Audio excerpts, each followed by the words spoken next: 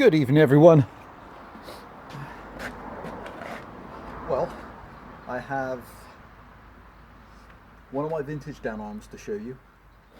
This is one of my beloved Danarms. This is a DD8F Mark III version A. So this is really close to the very end of the breed.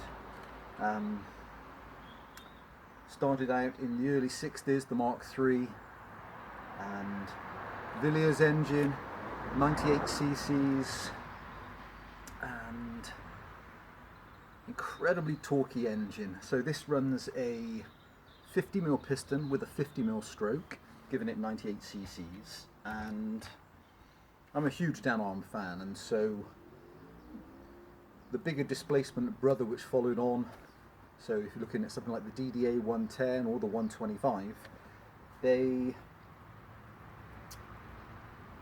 have a bigger piston. So they are, I think, around their English sizes. I think it's 2.5 inches. So I think it's about 64mm, 64.5mm on the piston, thereabouts.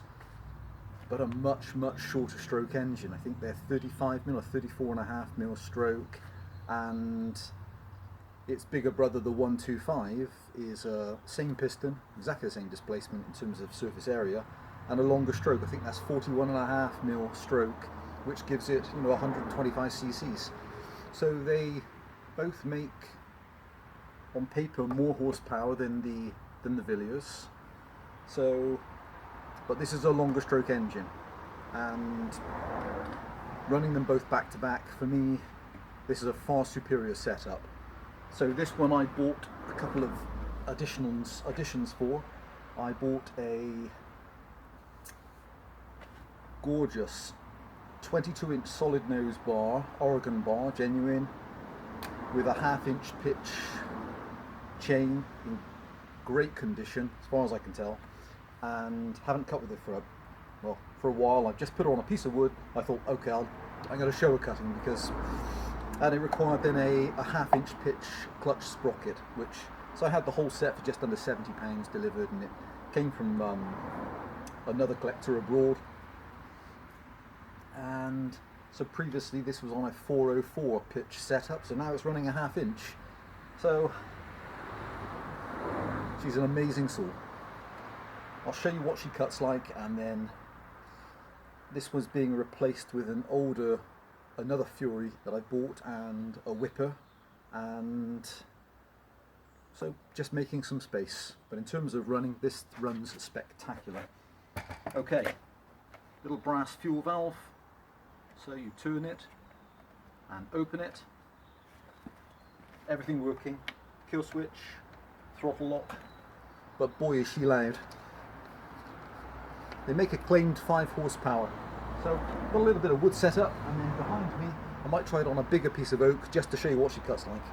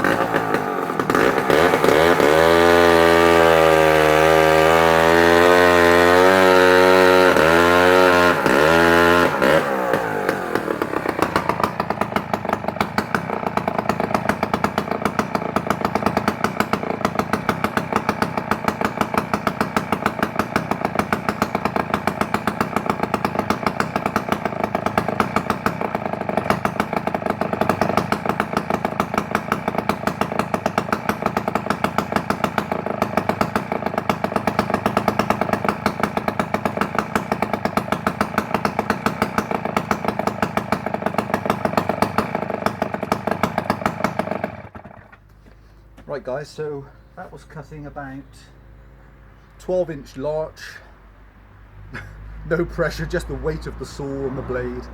Saw weighs about 28 pounds, so what I put on now is about a 20-inch piece of solid oak.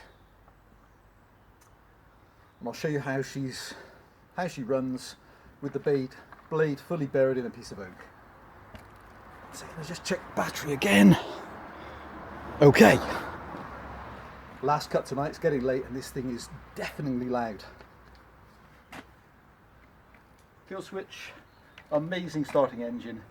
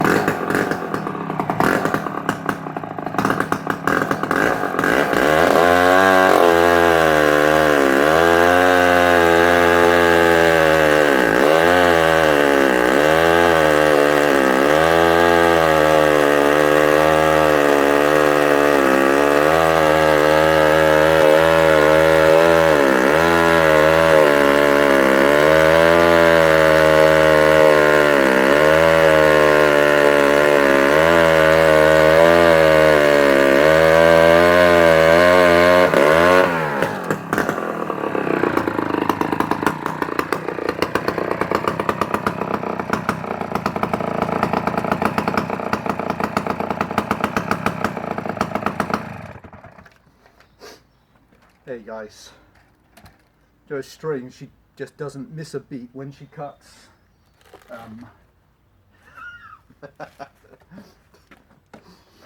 That's a solid piece of about 20, oh it's right in it, about 21 inch oak.